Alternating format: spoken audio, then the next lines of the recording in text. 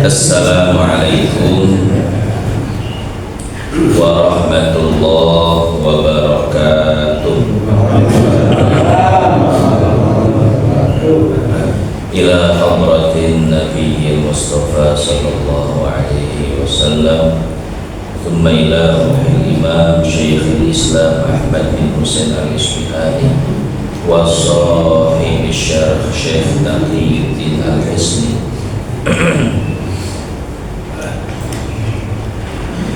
wa usulihim wa furu'ihim syai'un lillahi lahumul fatihah. A'udhu billahi minasyaitanir rajim. Bismillahirrahmanirrahim. Alhamdulillahi rabbil alamin, ar-rahmanir rahim, maliki yaumiddin. Iyyaka na'budu wa iyyaka nasta'in. Ihdinas siratal mustaqim, siratal ladzina an'amta 'alaihim ghairil maghdubi 'alaihim waladdallin. Amin. Rabbil lana wa liwalidayna. Rabbi shrah li sadri wa yassir li amri wahlul 'uqdatam min lisani yafqahu qawli wasdud lisani wa hadi qalbi bihaqqi Muhammadin sallallahu alaihi wasallam. Dusturakum ya ahlal darki wa ya ahlal ghafin wa ya ahlan nawbati wa ya ahlal halli wal aqdi. Bismillah walhamdulillah wassalatu wassalamu ala rasulillah Muhammad bin Abdillah wa ala alihi wa sahbihi wa mawala. La hawla wa la quwwata illa billah. Qala ta'ala yarfa'illahu alladhina amanu minkum walladhina utul ilma darajat.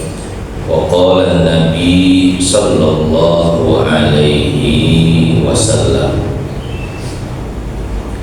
man salaka tariqan yaltamisu fihi ilman sahalallahu lahu bihi tariqan ilal jannah. Yang saya hormati dan saya muliakan segenap hadirin wal hadirat jamaah Masjid Al-Islah, wabil khusus Ketua Dewan Kemakmuran Masjid beserta seluruh jajaran pengurusnya, para orang tua, para tokoh, para sesepuh, bapak-bapak, ibu-ibu, dan segenap kaum remaja yang mudah-mudahan dengan berkumpulnya kita di pagi yang mulia ini senantiasa Allah ampuni dosa-dosa kita, dimudahkan segala urusan kita, dijadikan keluarga kita sakinah mawaddah warahmah, anak cucu kita menjadi anak-anak yang soleh dan solehah. Bapak Ibu yang dimuliakan Allah, di pagi hari yang mulia ini tiada kata yang pantas terucap dari mulut kita melainkan utayan puji serta syukur kita kepada Allah karena Allah masih memberikan kepada kita berbagai macam nikmatnya, terutama nikmat iman, nikmat Islam, serta nikmat sehat walafiat. Dan tak kalah pentingnya nikmat panjang umur, sehingga pada kesempatan kali ini di tempat yang mulia ini kita masih dapat berkumpul untuk sama-sama melaksanakan salah satu kewajiban kita, yaitu menyambung tali silaturahim dan dalam rangka menuntut ilmu. Oleh karenanya, mari dengan penuh rasa syukur sama-sama kita ucapkan kalimat hamdalah. Alhamdulillah. Salawat besertakan salam senantiasa kita limpahkan kepada ruh junjungan semesta alam, Sayyidi ahli dunia wal akhirah, baginda Nabi besar Muhammad sallallahu alaihi wasallam. Semoga tetap tercurah kepada para sahabatnya, para keluarganya, ahlul baitnya, dan mudah-mudahan sampai kepada kita selaku umatnya. Hadirin hadirat jamaah yang dimuliakan Allah, pada kesempatan kali ini kita akan membahas tentang talak, karena masalah talak ini banyak sekali terjadi, bukan hanya pada pasangan muda, pasangan tua pun yang seharusnya sudah fokus ibadah, yang seharusnya sudah tenang gendong cucu, ini terkadang masih disibukkan dengan masalah-masalah perceraian, ya. Oleh karenanya ini menjadi penting bagi kita untuk dibahas. Paling tidak kita bisa mengerti hukum talak dalam Islam, khususnya dalam perspektif madhab Imam Syafi'i. Namun sebelum kita membaca redaksi kitabnya, sedikit saya ingin bercerita tentang Kiai Hamid Pasuruan. Jadi satu ketika ada seorang ibu datang kepada beliau, "Pak Kiai, saya pengen minta tolong nasihati anak saya biar tidak banyak makan gula." Karena anak sekarang demen makan gula, ya, atau minuman yang manis yang bergula. Ale-ale, tahu ale-ale begitu? Bocah kecil pagi-pagi lari-larian sambil minum ale-ale. Bukannya apa-apa, Pak, ya, kurang bagus. Kalau sampai itu rutin, sering, khawatir saya nanti rusak ginjalnya atau diabetes karena kadar gulanya tinggi, ya, makan lollipop, permen, dan lain sebagainya. Jadi sang ibu punya kekhawatiran kalau anaknya banyak mengkonsumsi gula, nanti akan terjadi memiliki banyak penyakit, ya. Akhirnya beliau, si ibu ini, minta tolong kepada Kiai Hamid untuk menasehati anaknya agar tidak makan gula. Kemudian kata Kiai Hamid begini, "Bu, nanti 3 hari lagi balik ke sini, ya, baru saya akan menasehati anak ibu." Setelah 3 hari berlalu, sang ibu pun kembali membawa anaknya. Kemudian Kiai Hamid mengatakan seperti ini, "Nah, jangan makan gula, ya." Ketika beliau mengatakan seperti itu, spontan itu anak tidak suka gula sama sekali, sudah berhenti mengkonsumsi makanan-makanan yang bergula. Sang ibu pun kaget, kok bisa? Hanya dengan beberapa kata sederhana, nah jangan makan gula ya, itu si anak langsung berubah. Sementara saya tiap hari ngomelin, tiap hari ngomongin, itu anak gak ada perubahan. Akhirnya si ibu mengatakan, Kiai, mengapa tidak sedari dulu ya, mengapa tidak sedari pertama kali bertemu engkau menasihati anak saya untuk tidak suka gula, mengapa baru setelah 3 hari engkau menasihatinya? Apa kata Kiai Hamid? Wahai ibu, selama 3 hari itu aku berpuasa makan gula. Jadi selama 3 hari tidak makan gula. Karena aku akan menasehati anakmu untuk tidak suka gula, maka aku dulu yang harus mengamalkan dan melaksanakannya. Hadirin jamaah yang dimuliakan Allah, oleh karenanya ya, perkataan beliau itu walaupun sederhana tapi bisa masuk ke dalam hati. Kenapa? Karena perkataan beliau itu sudah diamalkan terlebih dahulu oleh beliau ya. Beda dengan si ibu itu. Si ibu itu kan bisanya marah-marah, ngelarang anaknya makan gula, tapi dia sendiri makan gula, tidak melaksanakannya ya. Nah inilah para ulama kita, para kiai kita, yang mereka itu memang beramal dengan ilmunya. Jadi selain mereka itu menasehati orang, tapi mereka terlebih dahulu menasehati dirinya.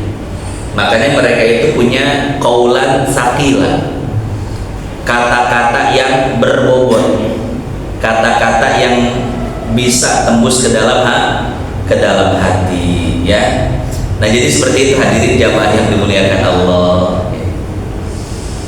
Kalau kita kan ngelarang anak main HP aja susah banget ya. Nah itu dia. Saya pernah ketemu orang, anaknya itu dimasukin pondok Pak. Saya tanya alasannya kenapa. Saya berharap dia menjawab biar anak saya hafal Quran, biar anak saya ngerti agama. Ternyata enggak. Jawabannya itu daripada di rumah Pak main HP mulu. Ya. Jadi anaknya di pesantren ini, anaknya dipondokin gara-gara di rumah main HP mulu. Nah, itu tantangan buat orang tua zaman sekarang Pak ya. Kenapa anak main HP mulu, kemudian dilarang, malah marah, ngambek dan lain sebagainya ya. Sebabnya itu ya, kita juga kan sering main, betul nggak? Sering main HP, betah depan HP berjam-jam mungkin ya. Maka ketika kita bilang anak, nah jangan main HP ya, ibu aja main HP bapak aja main HP, nggak mempan Pak, tidak masuk. Jadi tidak ada qaulan tsaqila di sana, tidak ada kata-kata yang dapat menembus hati ya. Nah jadi seperti itu hadirin jamaah yang dimuliakan Allah. Kalau ingin bisa merubah seseorang, maka terlebih dahulu rubah diri sendiri ya. Saya terkadang ikut beberapa perkumpulan yang sudah menetapkan jam kumpul 7:30 kita harus kumpul, jam 8 baru pada datang. Itu grup dakwah padahal Pak. Saya diundang oleh satu grup dakwah ya. Ya setiap malam jamnya jam 7:30, tempatnya ditentukan. Saya datang sebelum 7:30, saya sudah datang. Tunggu yang lain jam 8 baru pada datang. Saya bilang, tim dakwah macam apa begini? Gak usah kita dakwah-dakwahin orang lain, dakwahin diri sendiri dulu aja. Wal asri aja belum bisa mengamalkan, Bagaimana bisa menasehati orang lain? Wal asri innal insana lafi khusrin. Masalah waktu saja nggak tepat, nggak disiplin. Kata saya, rubah diri sendiri dulu, baru dakwah. Oh ini men dakwah, modal jubah dan lain sebagainya, ya. Tapi ternyata tidak bisa merubah orang. Kata-katanya tidak didengar orang, tidak ada qaulan saqila. Nah, jadi seperti itu, ya. Kita amalkan apa yang kita tahu. Dari yang kecil-kecil dulu aja, Pak. Tidur sesuai dengan sunnah Nabi Sallallahu Alaihi Wasallam, makan, minum, ke toilet.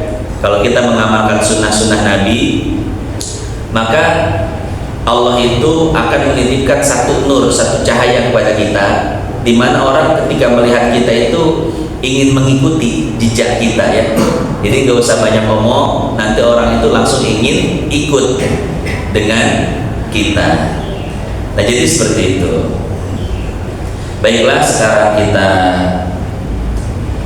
akan melanjutkan kajian kita pada kitab Matan Abi Syuja yang dikarang oleh Syekh Ahmad bin Husain Al-Isfihani rahimahullah. Matan Abi Syuja ini memiliki nama lain, yaitu Matan Goyah wa Takrib. Kemudian para ulama mensyarahkan kitab ini sesuai dengan namanya masing-masing. Ada namanya kitab Syarah Al-Iqna. Diberi judul Al-Iqna karena beliau mengambil judul dari Matan Abi Syuja. Al-Iqna dikarang oleh Syekh Muhammad Khatib Syirbini. Ini syarah Matan Abi Syuja. Ada lagi syarah namanya Fathul Qorib, ujungnya ba. Kenapa? Karena dia mengambil nama Matan Goyah wa Takrib.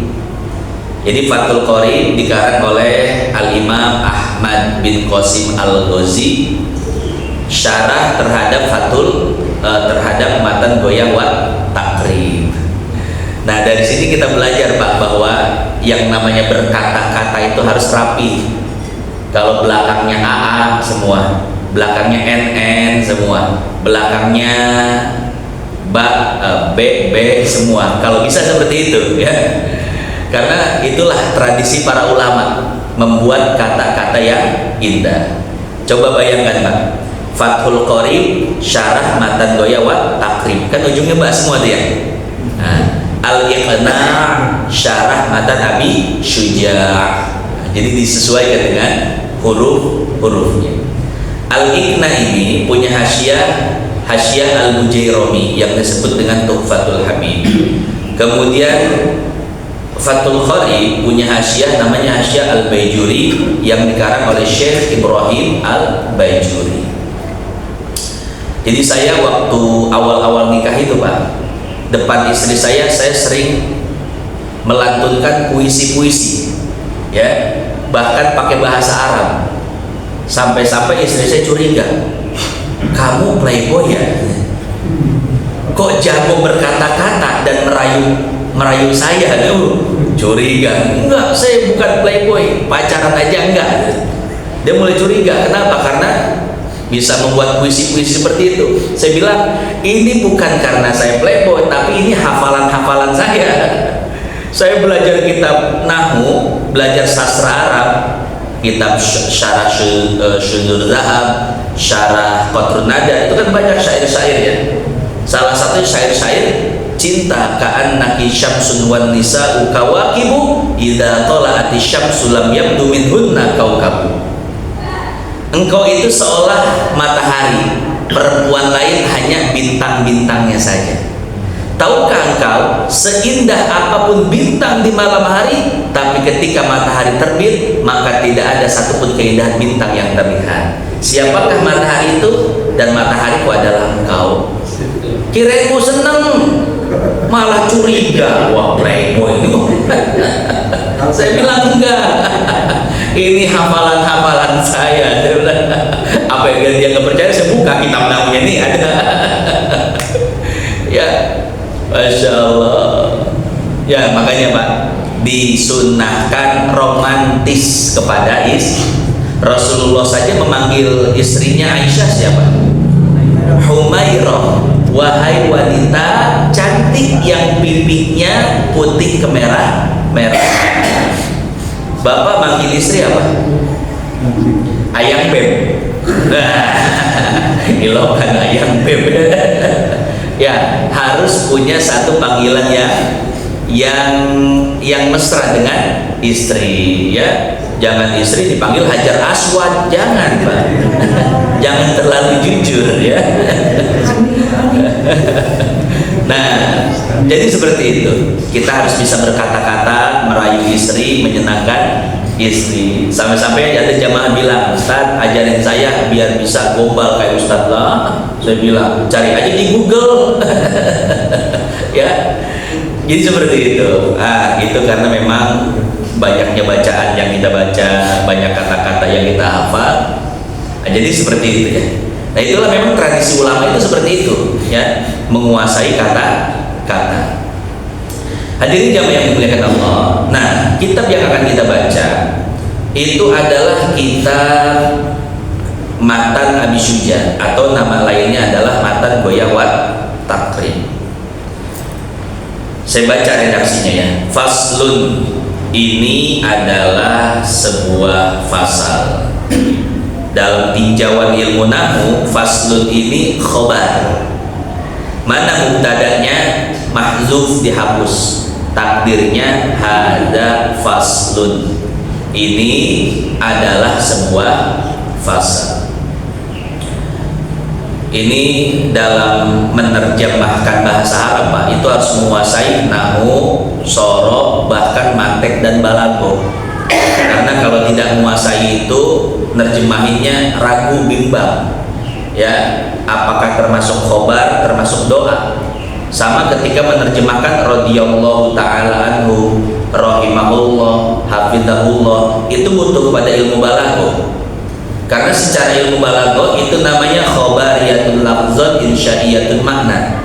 Secara lafaz betul berbentuk informasi, tapi secara makna bentuknya doa. Makanya cara mengartikannya harus ada sisipan kata semoga.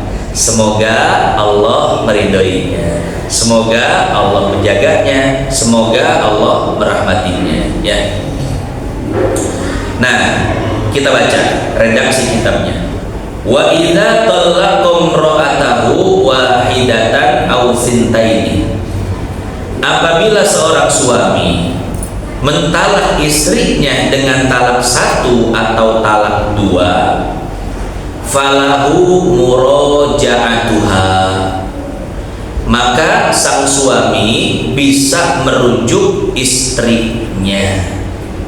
Rujuk itu caranya gampang. Suami hanya mengatakan kepada istri, "Neng, yuk kita balikan." Atau aku, bahasa resminya, ya, aku merujukmu. Ya, tapi enggak di kita terima, enggak bakal resmi-resmi amat lah, ya. Aku merujukmu wahai istriku, ya. Bisa pakai bahasa resmi, bisa pakai bahasa kampung. Neng, balikan yuk, ya. Yuk, mas udah kangen nih, yuk pulang ke rumah yuk. Kita balikan lagi. Itu namanya rujuk. Jadi rujuk itu tidak ada kata-kata khusus, yang penting ngomong. Falahu muraja'atuha, maka suami yang telah mentalak istrinya dengan talak satu dan talak dua bisa merujuk kembali istrinya. Malam tanqadi iddatuha, dengan catatan selama masa iddahnya belum habis. Berapa masa iddah? Insya Allah kapan-kapan kita jelaskan karena ini cukup panjang. Tapi ringkasnya seperti ini. Iddah perceraian, kalau si perempuannya itu masih haid, maka iddahnya 3 kali sucian. Salah satu kurun 3 kali sucian. Kalau seandainya sudah tidak haid, menopause 3 bulan. Kalau melahirkan maka sampai, kalau hamil maka sampai melahirkan. Itu iddah perceraian. Ada iddah ditinggal mati. Iddah ditinggal mati itu baik yang haid atau yang sudah menopause, iddahnya sama, arba'ata asyhuril wa asyra walladzina yatawaffawna minkum wa yadharuna azwajan yatarabbasna bi anfusihinna arba'ata asyhurin wa asyra. 4 bulan 10 hari kalau hamil sampai melahirkan. Nah, suami ini boleh merujuk istrinya selama masa iddahnya belum habis. Fa inin qadat iddatuha, apabila masa iddahnya sudah habis, kana lahu nikahuha wa takunu ma'ahu ala ma baqiya min adadit talaq. Maka si suami ini tidak bisa rujuk lagi, tapi harus melakukan nikah ulang, akad yang baru, mahar baru, walinya juga baru. Ya, itu kalau masa iddahnya sudah habis, harus nikah ulang. Fa in talaqaha salasan, dan apabila suami sampai menjatuhkan talak 3, fala tahillu lahu illa ba'da wujudi khamsati asya'a, maka si istri tidak bisa kembali ke pangkuan suami melainkan setelah melakukan prosedur yang sangat sulit dan rumit. Paling tidak ada 5 langkah, Pak, yang harus dilakukan apabila suami yang mentalak istrinya dengan talak 3 ini ingin istrinya kembali. Langkah pertama, inqidha'u iddatiha minhu, habis masa iddah dari si suami.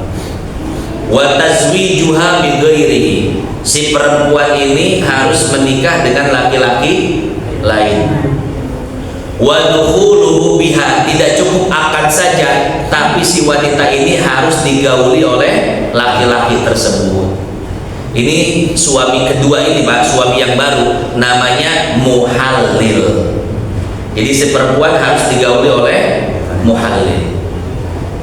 Wa qidha'u iddatiha, langkah yang keempat, si istri ini harus ditalak oleh suami kedua ini, si muhallil. Kemudian yang terakhir, habis masa iddah dari si muhallil tersebut. Jadi kalau sudah selesai masa iddahnya, boleh kembali ke pangkuan suami yang pertama, tentu dengan akad baru, mahar baru, wali yang baru. Hadirin jamaah yang dimuliakan Allah, itulah keterangan dari kitab Matan Abi Syuja. Nah, untuk lebih memahamkan keterangan itu, saya akan membahasnya dengan sebuah cerita saja, ya, sambil mengalir. Jadi ada kisah seperti ini. Di Arab sana ada 2 pasangan istri yang sedang bertengkar. Saking emosinya si suami, sampai-sampai suami menjatuhkan talak 3 sekaligus. Wahai istriku, aku talak engkau dengan talak 3. Kalau ada talak 1000, saya talak dengan talak 1000. Waduh, saking emosinya, Pak, ya, saking emosinya langsung menjatuhkan talak 3 tanpa berpikir terlebih dahulu apa konsekuensinya. Setelah emosinya reda, barulah si suami ini menyesal. Ya Allah, kenapa saya menjatuhkan talak 3 padahal anak-anak banyak. Mungkin kalau nggak punya anak tidak terlalu menyesal, Pak, betul nggak? Tapi masalahnya anak banyak. Ketika suami istri bercerai, maka yang akan jadi korban adalah anak. Maka si bapak ini, si suami ini menyesal, kenapa saya menjatuhkan talak 3, kenapa saya terbawa emosi, ya, karena tadi konsekuensinya talak 3 tidak bisa dirujuk. Talak yang bisa dirujuk hanya talak 1 dan talak 2. Ini sesuai dengan firman Allah Subhanahu wa taala ayat 229 Al-Baqarah. Apa kata Allah? At-talaqu marratani fa imsakum bima'ruf aw tasrihu bi-ihsan. Apa makna ayat ini? Bisa dilihat di dalam tafsir Fathul Qadir karangan Al-Imam Asy-Syaukani. Juga bisa dilihat di dalam tafsir Ahkam Rawai'ul Bayan karangan Syekh Muhammad Ali As-Sabuni. Makna ayat ini adalah bahwa talak yang bisa dirujuk itu hanya talak 1 dan talak 2. Kalau suami mentalak istrinya dengan talak 1, anterin dulu Pak ke rumah orang tuanya. Wahai mertuaku, aku antarkan anakmu kepadamu. Kenapa? Karena aku menjatuhkan talak 1 untuknya. Anterin dulu ke rumah orang tuanya. Ya, coba pisah dulu. Jadi jangan langsung talak 3. Ya, coba dulu talak 1. Antarkan ke rumah orang tuanya. Seminggu 2 minggu berlalu pasti kangen Pak. Suami setelah seminggu berlalu ya mulai kangen sama istrinya. Ya Allah, biasanya pagi-pagi ada yang nyediain sarapan. Ya, kalaupun dia tidak menyediakan, minimal ya dia yang beli nasi uduk deh ya. Udah ada bubur dan lain sebagainya. Ada suara anak-anak bercanda dengan ibunya. Sekarang sepi, tidak ada yang menyediakan sarapan. Akhirnya apa? Mulai kangen dengan istri. Begitu pula si istri, sudah seminggu berlalu mulai kangen. Ya Allah, suamiku, coba tidak terjadi perceraian. Mungkin sekarang aku sudah menyediakan sarapan untuknya. Ya, nggak enak ternyata jadi janda itu. Baru juga seminggu, belum 1 bulan, belum 1 tahun, akhirnya mulai kangen. Singkat cerita pasti WA lah suami, Neng lagi ngapain? Namanya perempuan Pak, walaupun sebetulnya kangen tapi jaim. Walaupun itu yang ditunggu-tunggu, alhamdulillah suamiku mah kirim WA untukku, padahal seneng banget, tapi dia bakal balas begini, tumben WA. Mau ngapain? Masya Allah. Ya itulah perempuan Pak ya, itulah perempuan, harus dipahami dan dimaklumi ya. Sebetulnya hati seneng banget itu, Masya Allah. Iya, kayaknya dia ngajakin rujuk balik lagi nih. Akhirnya apa? Neng, rujuk yuk balik lagi. Ternyata gak enak hidup misah itu ya, apalagi anak-anak, Masya Allah, merindukan sosok ayah, sosok ibu. Jemput ya. Pasti jawabannya jaim lagi Pak, terserah. Padahal artinya apa? Ayo jemput saya sekarang. Ya, maka Bapak harus paham bahasa ibu-ibu ya, bahasa istri. Kalau bilang terserah itu minta dipaksa sebetulnya ya. Kalau sudah balas seperti itu, jemput, angkut. Nah, wahai mertuaku, kami rujuk lagi, balik lagi ke rumah. Walaupun agak-agak cemberut, padahal Pak itu senang banget dalam hatinya ya. Namanya juga perempuan. Bawa nanti introspeksi diri Pak, karena prinsip talak rujuk itu sebetulnya untuk introspeksi diri ya. Apa kata Allah? Wa in khiftum shiqaqa bainihima fab'atsu hakaman min ahlihi wa hakaman min ahliha yurida islaha yuwaffiqillah bainahuma. Jadi suami introspeksi diri, istri pun introspeksi diri. Kata suami, oh mungkin selama saya berumah tangga saya belum nyenengin istri saya. Istri pun introspeksi diri, mungkin yang menyebabkan perceraian ini karena keegoisan saya pada suami saya, kurang taat, kurang nurut. Akhirnya apa? Introspeksi diri. Maka ketika rujuk di sana ada perbaikan, ya, perbaikan akhlak, perbaikan apapun itu yang berkaitan dengan rumah tangga. Setelah rujuk itu Pak biasanya apa? Anteng rumah tangganya ya. Nah, kalau satu saat ada masalah lagi, santai dulu, jangan terburu-buru talak di 3, masih ada 1 kuota rujuk lagi. Ya, talak 2 dulu. Wah, istri saya kemarin doang berubah sebulan, baik banget. Awal-awal rujuk. Sama kata istri juga, suami kampret banget ini. Ya, dalam hati dia ngomong.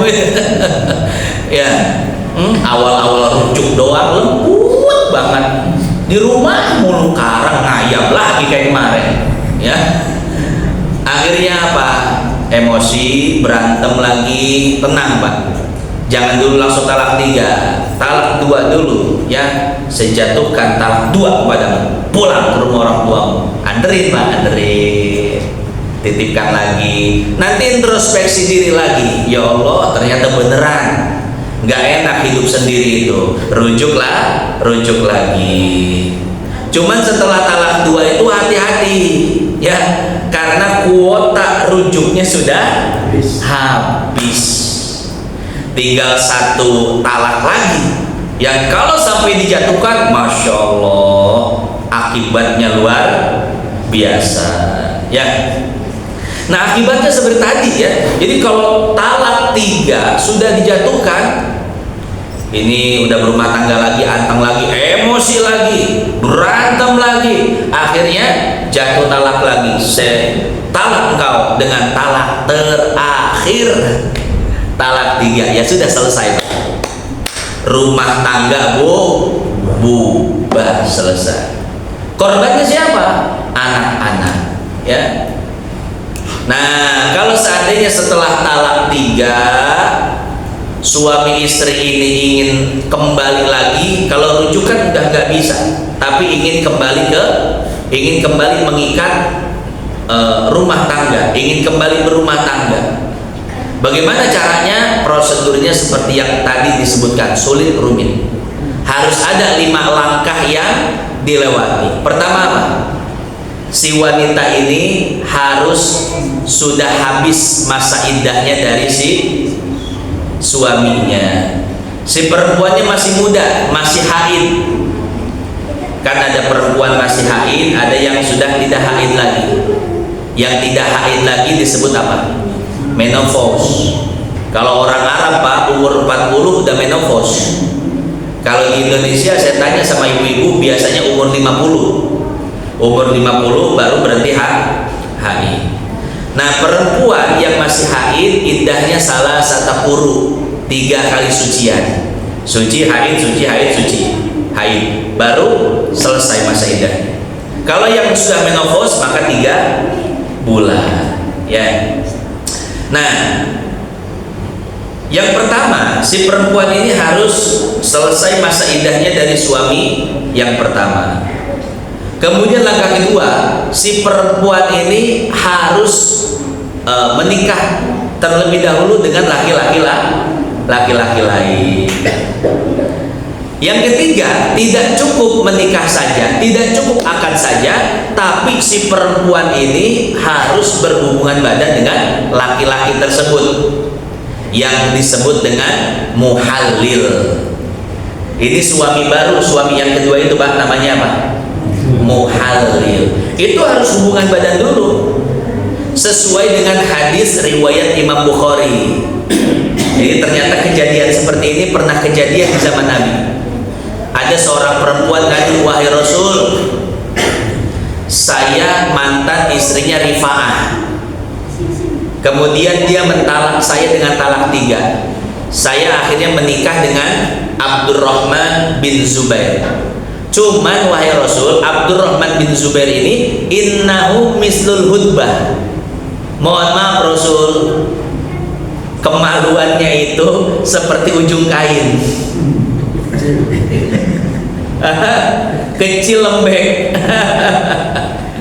Maka Rasul paham, oh engkau ingin kembali ke Rifa'ah. Iya wahai Rasul. Kata Rasul apa? Lah, hatta taduqi usailatahu wa yaduqa usailataki. Tidak bisa engkau kembali ke suami pertamamu, ke Rifa'ah, sebelum engkau merasakan madunya Abdurrahman bin Zubair dan Abdurrahman bin Zubair merasakan madumu. Artinya apa? Harus hubungan badan dulu. Ini bahasa kasarnya Pak, bini kita dicobain orang tuh. Tapi memang seperti itu prosedurnya, dan itulah hukuman bagi laki-laki yang sembrono menjatuhkan talak tiga. Bahasa kasarnya, istrimu harus dicobain dulu sama yang lain. Itu karena kecerobohanmu mentalak tiga. Ya. Nah, setelah hubungan badan dengan muhallil itu, maka langkah keempat dicerai oleh muhallil. Langkah kelima, habis masa iddah dari si muhallil tersebut. Ini kalau dihitung-hitung Pak 7 bulanan, ya. Karena melewati masa iddah yang pertama, kurang lebih 3 kali sucian itu ya sama dengan 3 bulan lah ya. Kemudian masa iddah yang kedua juga 3 bulan, 6 bulannya sama semuanya beres-beresnya 7 Bu. Tuh. Ini si bapak harus menunggu 7 bulan baru istrinya bisa kembali lagi ke pangkuannya dengan akad yang baru, mahar yang baru, dan dengan walinya. Nah, ini kira-kira berat gak Pak? Berat banget Pak. Tapi ini kita dianuin orang. Gak ada revisi ya. Gak ada revisi ya. Makanya jangan sampai kita menjatuhkan talak tiga. Hati-hati. Apa kata Allah? Fa in talaqaha fala tahillahu min ba'du hatta tankiha zaujan ghairuh. Hati-hati kata Allah. Kalau seandainya engkau sudah menjatuhkan talak 1, talak 2, nah sisa talak 3 engkau jatuhkan, maka tidak halal si perempuan itu bagimu kecuali dia menikah lagi dengan laki-laki lain sesuai prosedur yang tadi dijelaskan, ya. Nah, jadi seperti itu. Ini berat. Bagaimana si halil itu nggak mau menceraikan? Iya, bagaimana kalau si muhalil tidak mau menceraikan? Nah, berarti si suaminya rugi. Salah pilih muhalil. Ya. Dan itu kejadian Pak, banyak yang seperti itu. Akhirnya kita kembali ke cerita si Arab itu ya. Si Arab nyesel Pak, ya Allah, aku sudah menjatuhkan talak 3 kepada istriku, ya. Sementara talak 3 itu tidak bisa dirujuk dan anak-anak banyak.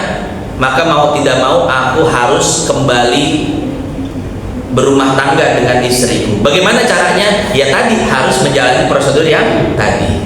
Nah, akhirnya si Arab ini berpikir, ini muhalil tidak boleh lebih dari saya, nggak boleh lebih kaya, nggak boleh lebih ganteng, nggak boleh lebih muda, dan masalah kamar, masalah ranjang nggak boleh lebih kuat dari saya. Wah, kenapa? Karena kalau seandainya si muhalil lebih dari suami pertama, khawatirnya istrinya betah. Itu banyak kejadian seperti itu Pak. Awalnya apa? Ya, nikah dengan muhalil, tujuannya nanti biar bisa kembali. Ternyata si perempuannya betah.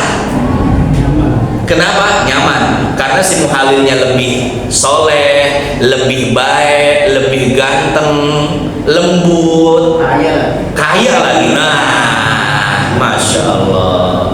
Itu banyak kejadian seperti itu. Banyak perempuan-perempuan yang betah dengan muhalilnya. Jangan ceraikan saya tidak mau kembali dengan suami yang pertama, ya. Nah, si Arab sudah berpikir seperti itu Pak. Ini si muhalil gak boleh lebih ganteng, gak boleh lebih kaya, gak boleh lebih gede, gak boleh lebih segalanya dari saya. Akhirnya apa? Si Arab ini mencarikan muhalilnya itu TKI, orang Indonesia, ya. Akhirnya ketika si suami istri ini berbincang dan diberitahu muhalilmu nanti orang Indonesia, si perempuan marah Pak. Oh, pinter ente ya nyariin saya muhalil yang sohir, kecil. Ya, mohon maaf Pak, orang Indonesia Indonesia ini ya. Kecil barangnya katanya, sohir. Nah ini si TKI kebetulan pembantunya dan dia dengar ucapan itu, sakit hati dia. Ini penghinaan buat bangsa dan negara saya. Dibilang orang Indonesia sogir-sogir. Masya Allah, belum tahu dia bagaimana rasanya cabai rawit. Walaupun kecil tapi bisa menggigit, betul kan? Singkat cerita, nikah lama dinikahkan dengan si TKI itu. Malam pertama karena dasar sakit hati, akhirnya dia beli kadal Mesir. Wah, nih Bapak Ibu tahu kadal Mesir nggak? Nih kalau yang haji yang umroh itu di hotel, di lobi bagian bawah itu banyak yang jual obat kuat, Pak. Hajar jahanam, kadal Mesir. Itu obat kuat, itu kadal Mesir. Saya juga nggak tahu bentuknya kayak gimana. Kayaknya sih ditumbuk gitu ya. Jadi apa? Ya dibuat kopi lah begitu ya. Dibuat kopi. Dia minum kadal Mesir, Masya Allah, dari habis Isya sampai subuh. Akhirnya apa? Itu si perempuan nggak mau diceraiin. Jangan ceraikan saya wahai Indonesia. Kenapa? Engkau mantap. Daripada si Arab, gede doang lembek.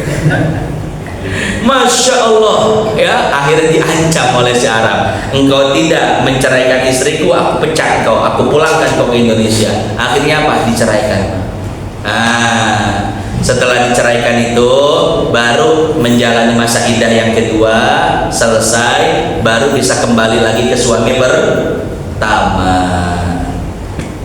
Nah jadi seperti itu ya hadirin hadirat jamaah yang dimuliakan Allah. Itulah bahaya dari talak di makanya jangan sembarangan menjatuhkan talak 3 ya. Kalaupun memang bertengkar besar, emosi sudah sangat memuncak, maka satu-satu dulu, santai.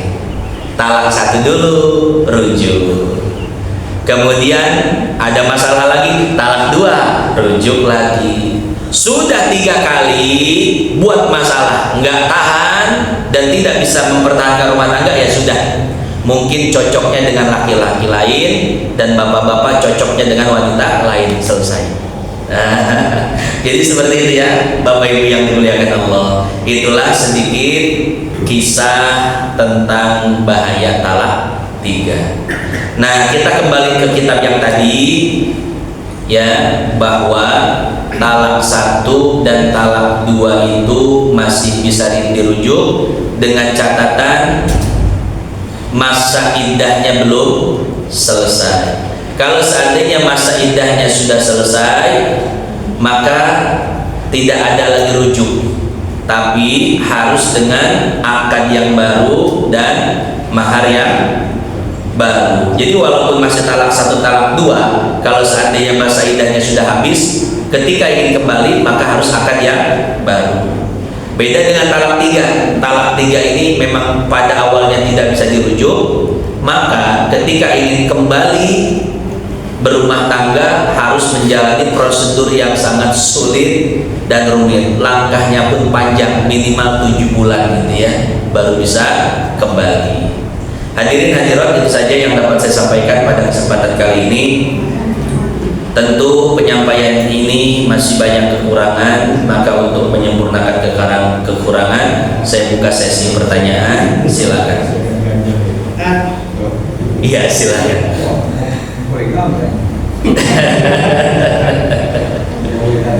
Jadi yang dibahaskan talak kan laki-laki kita yang menalak. Iya. Kalau trennya sekarang kan perempuan yang menalak. Ini namanya talak atau apa? Terus kemudian kabur.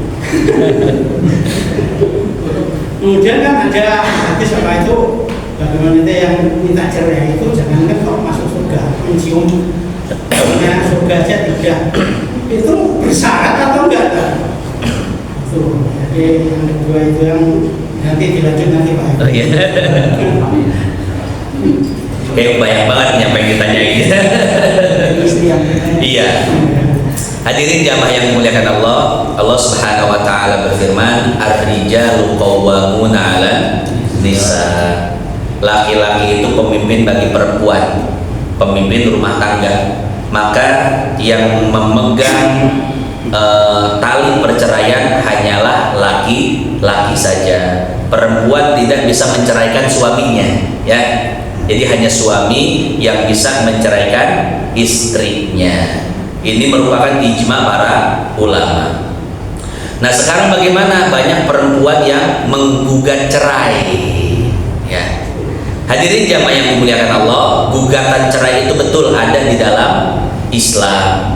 Karena perempuan pun diberikan hak oleh agama untuk menentukan perjalanan hidupnya, ya. Tidak terpenjara dalam satu rumah tangga yang dia tidak inginkan. Cuman menggugat cerai itu ada syaratnya, ya. Ada alasan-alasannya. Setidaknya yang saya ketahui di dalam kitab-kitab fikih Syafi'i ada 6 alasan di mana si perempuan boleh menggugat cerai suaminya. Pertama apa? Pertama, suaminya punya penyakit gila. Bayang. Jadi suaminya ya di tengah-tengah perjalanan rumah tangganya tiba-tiba gila, stres, udah nggak nyambung diajak ngomong dan lain sebagainya, ya. Maka istri boleh menentukan hidupnya, Pak.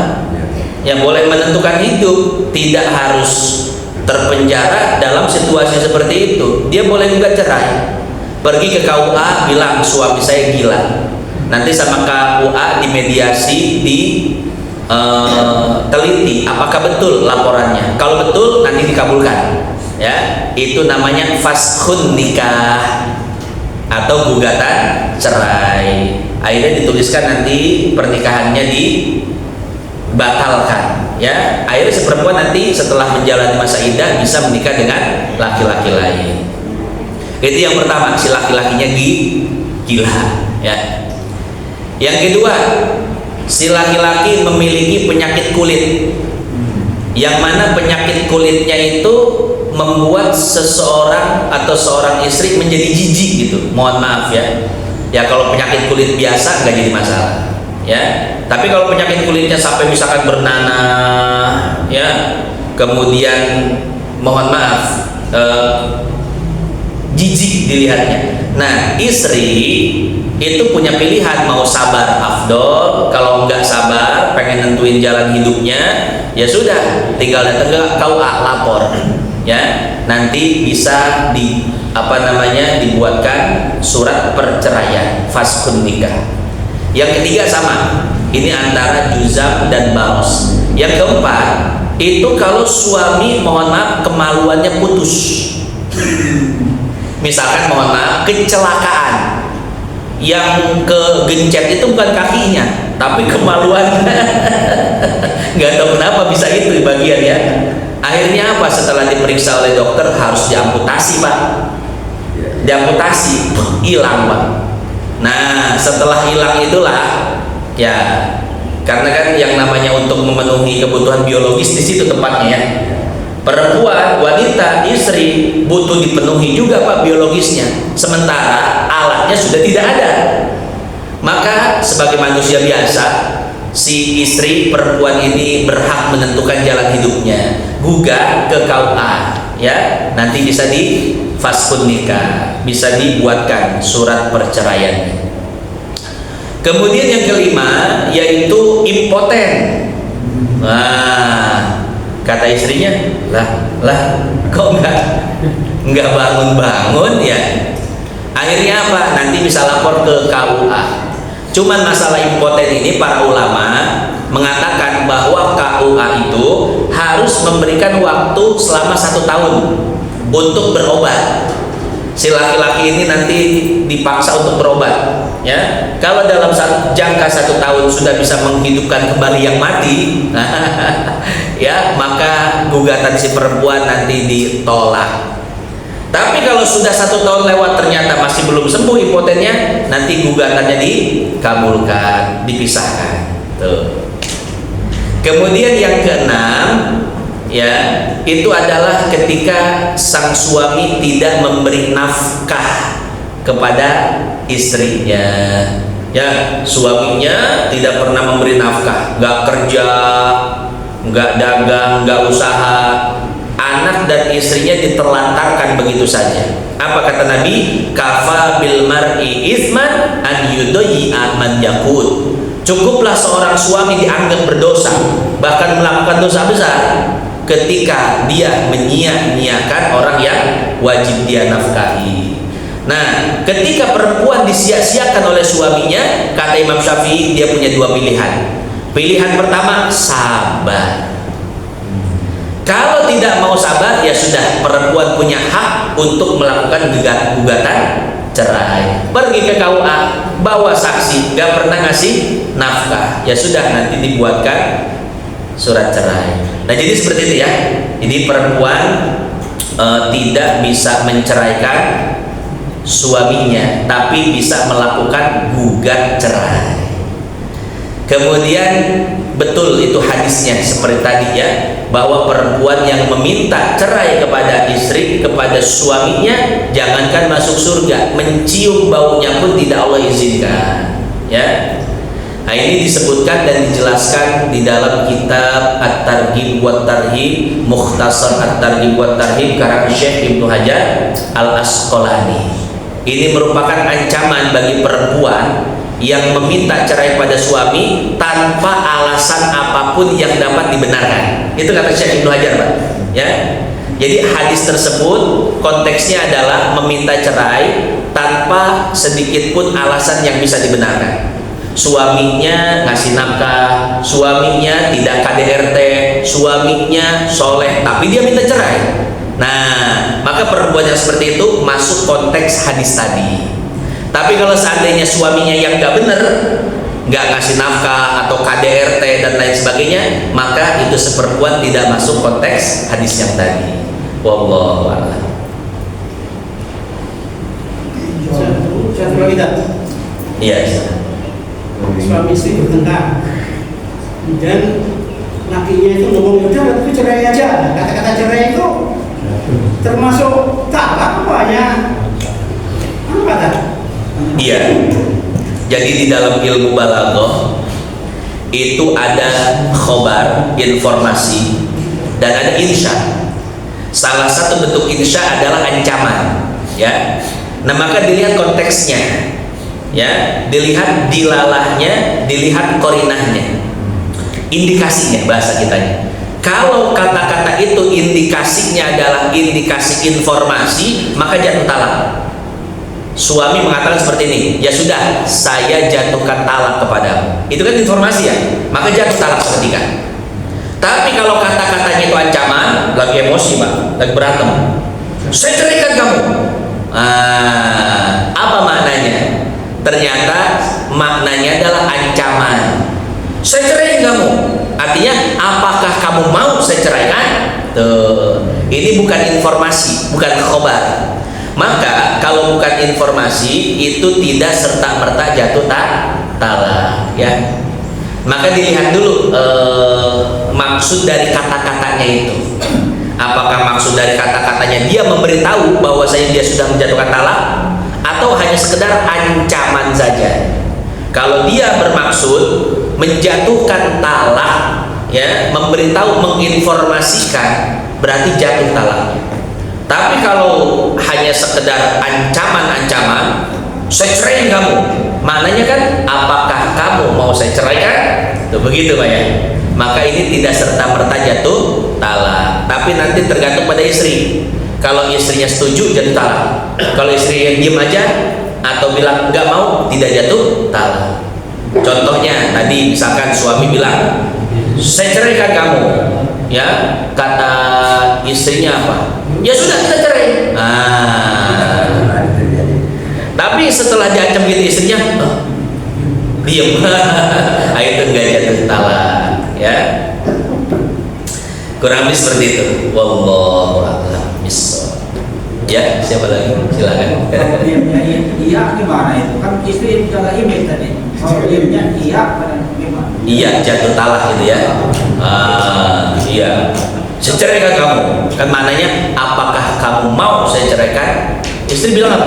Iya. Oh ya udah, berarti selesai. Ya. Maka hati-hati dengan kata-kata cerai dan talak. Ya. karena dua kata ini sharih, Pak. Sebetulnya dalam kitab ada satu kata lagi yang sharih, yang jelas. Maksudnya ianya dalam Sarah. hati gitu. Oh, dalam hati enggak? Kalau dalam hati enggak? Ya, karena karena apa yang terlintas di dalam hati itu bukan kalam. Di dalam Jurumiyah kan disebutkannya al-kalamu wal lafzul murakkabun mufidu bil wad'i. Apa itu al-lafzu? Al-lafzu adalah as-sautul mustamil ala ba'dil hurufil hijaiyah. Jadi yang namanya ucapan itu harus ada suara. Kalau nggak ada suara, maka itu bukan ucapan. Ya, seperti bilang dalam hati aja, iya misalkan, tanpa diucapkan, maka tidak jatuh talak. Kenapa? Karena itu bukan ucapan. Ya, sama seperti sholat, Pak. Sholat baca Fatihah di dalam hati, sah nggak?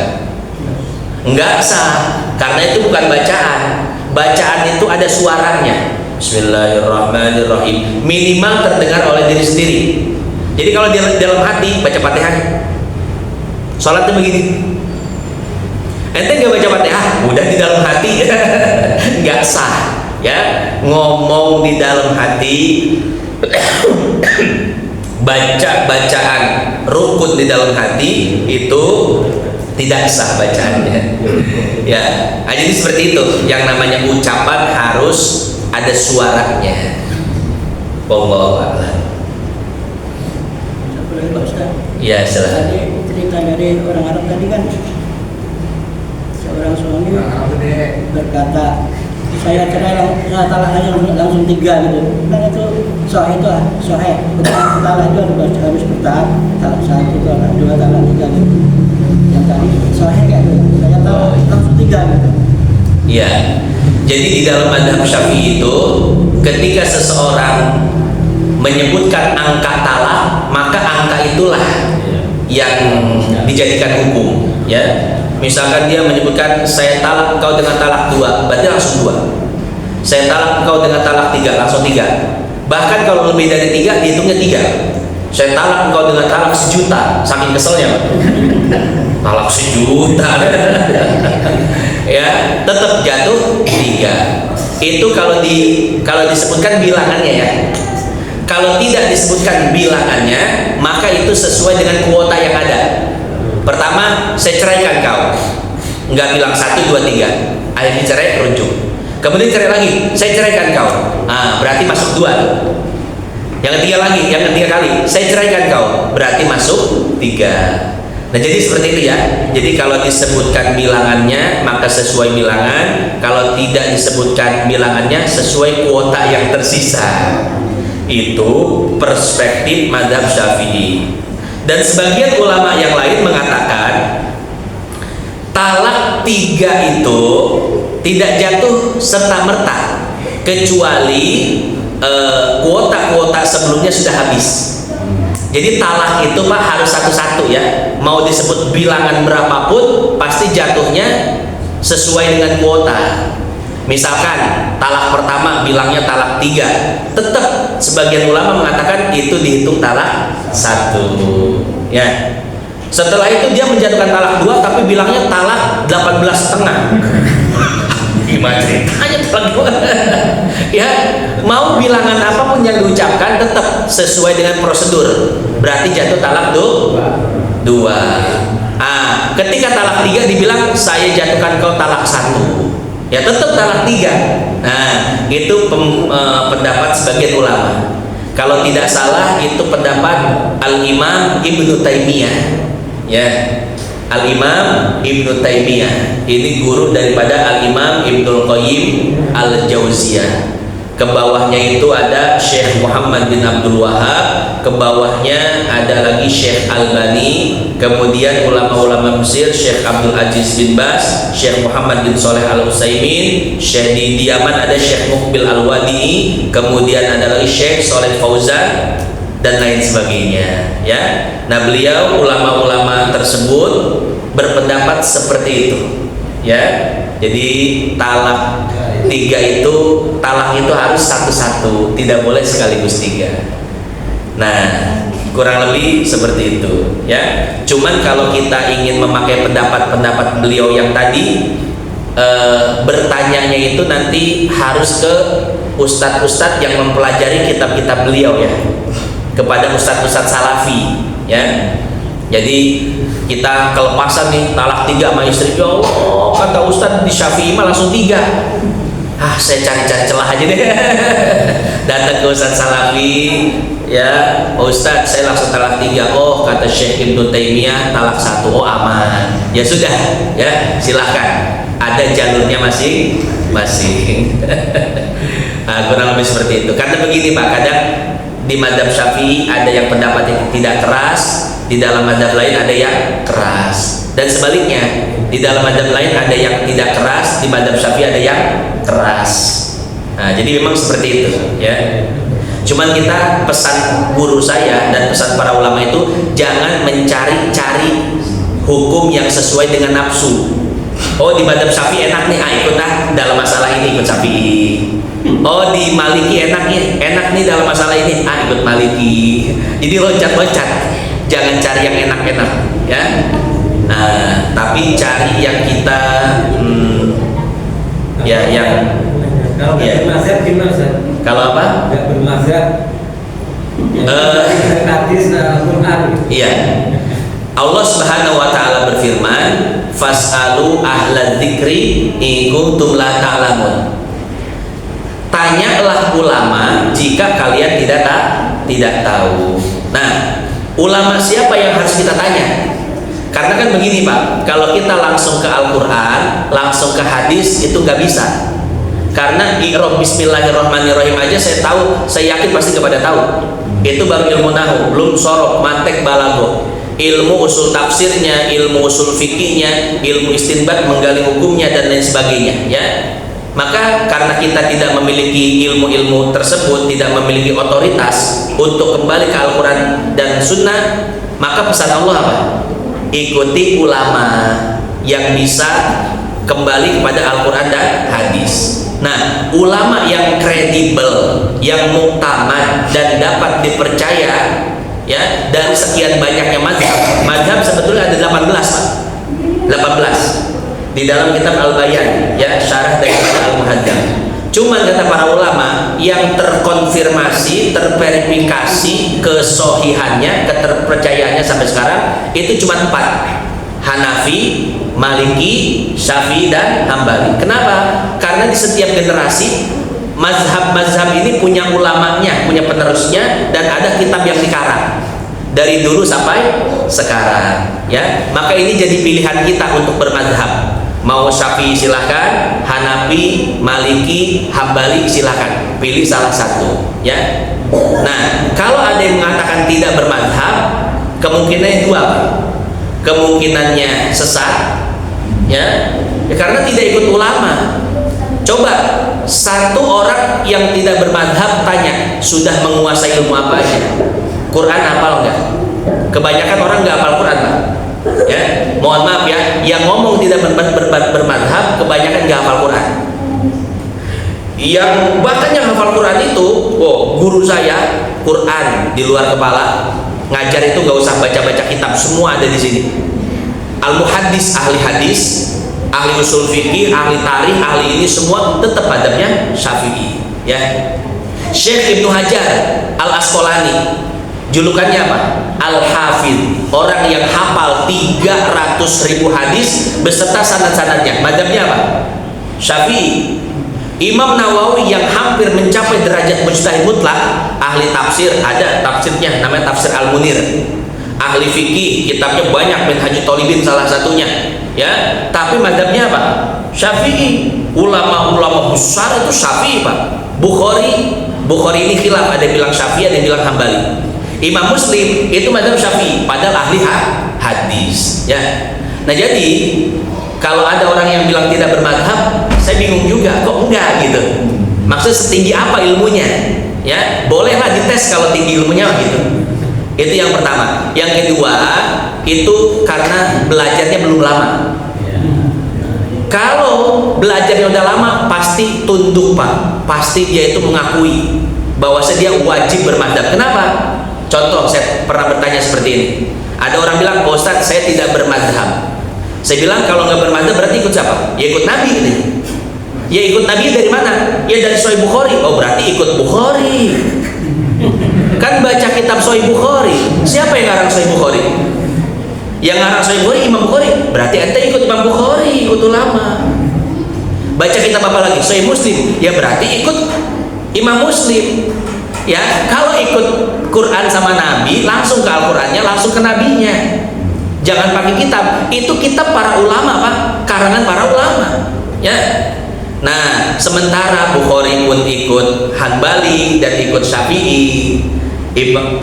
Syarah Bukharinya Ibnu Hajar ikut Syafi'i. Kenapa? Mereka itu kenapa mereka sudah alim tapi masih mengikuti para ulama? Karena mereka tahu, Pak, bahwasanya Quran dan hadis ini betul-betul sulit untuk digali. Makanya mereka masih udah deh ikut aja Imam Syafi'i, ikut aja Maliki, ikut aja Hambali dan lain sebagainya. Nah, jadi kurang lebih seperti itu ya. Jadi bermadhab itu wajib sesuai dengan firman Allah, fasalu ahla dzikri in kuntum la ta'lamun. Tanya kepada ahli zikir, artinya ahli ilmu ketika kau tidak tahu. Siapa ahli ilmu? Maliki, Hanafi, Syafi'i, Hambali. Mereka sudah wafat, maka tanya murid-muridnya, Muzani, Al-Buaiti dan lain sebagainya. Mereka sudah wafat, tanya kepada yang generasi setelahnya. Siapa? Abu Ishaq Asy-Syirazi, Al-Ghazali, Imam Haramain. Mereka sudah wafat, tanya berikutnya siapa? Nawawi, Rafi'i. Sudah wafat, tanya berikutnya siapa? Ibnu Hajar, Romli, Zakaria Al-Ansori, Muhammad Khatib Syirbini. Mereka sudah wafat, tanya siapa? Kiai-kiai yang mempelajari ilmu. Itu namanya sanad keilmuan, Pak. Tuh. Jadi beragama yang benar tuh begitu. Ya, tahu guru, tahu sanad, tahu kitab, tahu jalur, pemikiran, metodologi. Bukan sekedar saya ikut sunnah. Bagaimana ceritanya, Pak? Ikut Nabi, bagaimana ceritanya? Pengen tahu aja. Ketika dia ngejelasin nggak bisa ngejelasin, oh ya udah, berarti emang nggak tahu. Nah, jadi seperti itu. Wallahu a'lam bishawab. Al-Fatihah. A'udzubillahi minasyaitonir rajim. Bismillahirrahmanirrahim. Alhamdulillahirabbil alamin arrahmanir rahim maliki yaumiddin. Iyyaka na'budu wa iyyaka nasta'in ihdinas siratal mustaqim siratal ladzina an'amta 'alaihim ghairil maghdubi 'alaihim waladdallin. Allahumma taqabbal minna salatana wa siyamana wa qiyamana wa ta'limana wa ta'allumana wa tammim tafsirana ya Allah ya arhamar rahimin. Sallallahu alaihi sayyidina Muhammadin nabiyil ummi wa ala alihi wa sahbihi wasallam. Walhamdulillahirabbil alamin. Subhanakallahumma wa bihamdik nasyhadu an la ilaha illa anta nastaghfiruka wa natubu ilaik. Assalamualaikum warahmatullahi wabarakatuh.